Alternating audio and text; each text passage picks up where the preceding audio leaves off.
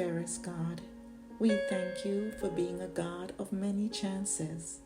We are grateful that you are patient and understanding and that you wait for us to come around to trust in your heart, especially when we cannot trace your hand. We give you all the honor and all the praise. Amen.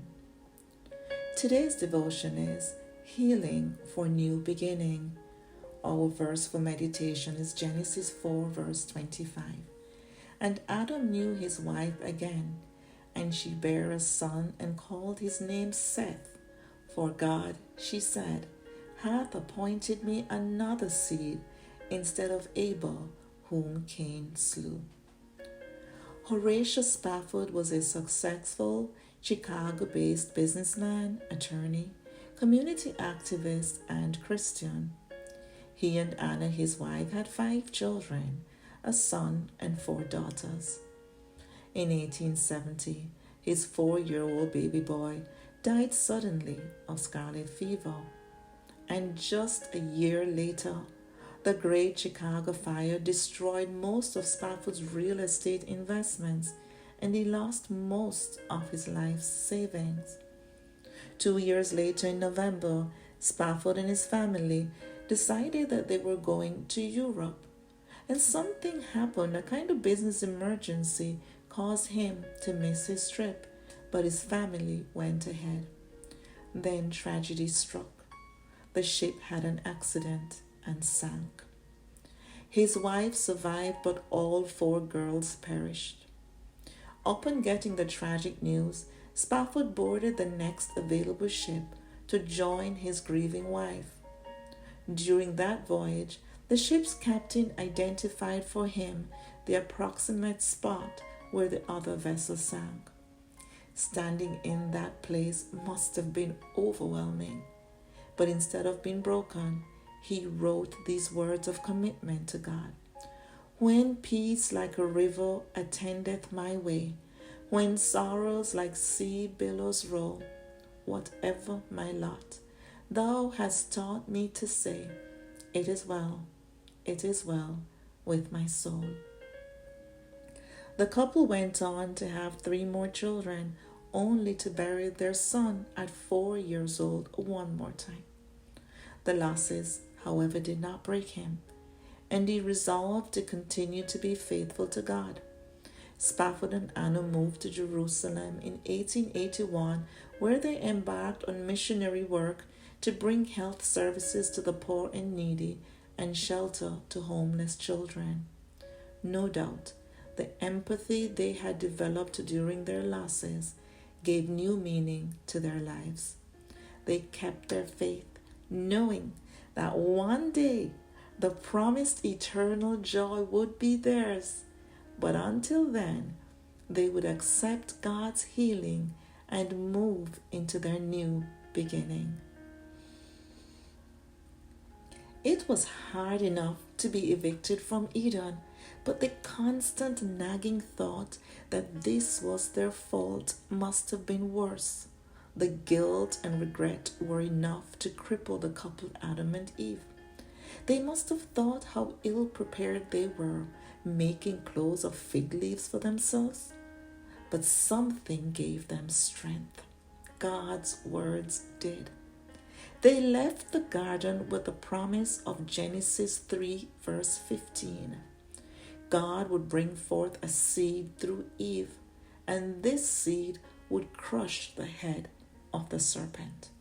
But childbirth was going to be painful. Yet Eve was up to the task. In Genesis 4 verse 1, she gave birth to a child, and she declared joyfully, I have gotten a man from the Lord. Or more correctly translated, I have gotten the man, meaning the Messiah, from the Lord. Eve was so sure that Cain was it, that when her second son was born, she called him Abel, a name that means vapor or breath, almost kind of insignificant name. But then the unthinkable happened. Cain, the supposed Messiah, murdered his brother Abel, and then he was banished by God. Can you imagine the anguish that raged in Eve's soul? Just when she thought the storm was over, the proverbial bottom fell out. She just made a new start with her husband and her boys, and now it all vanished. This kind of tragedy could have crippled her. She had a choice: healing or defeat. In Genesis 4 verse 24, we see her choice. At the birth of Seth, she declared, "For God has appointed me another seed instead of Abel, whom Cain killed." Let's understand the power of this statement. First, she accepted that she had been wrong about Cain when she declares that Seth was replacing Abel and not Cain. Then Eve chose to reuse the word seed, because this is a word that God used when he spoke that promise to her.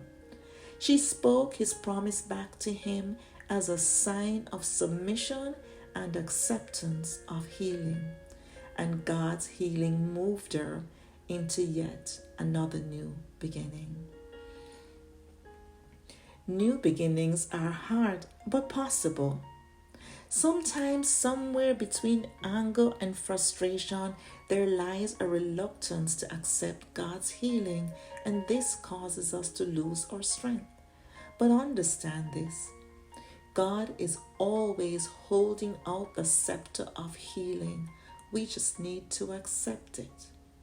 Spafford embraced his emotions and his loss, but through the song, "It Is Well With My Soul," he chose to accept God's healing. Eve, broken 3 times over, chose to accept God's promises of healing and restoration. So if there is a moment of pain that is still raw for you, choose right now to accept God's healing. If the wounds on your hands are raw, picking up your cross or the baton is going to be difficult. So let God heal you so that he can move you into the next phase of new beginning. And it is going to be better. Job 8 verse 7 tells us, "Though thy beginning was small, yet thy latter end shall greatly increase." And we say, amen and amen.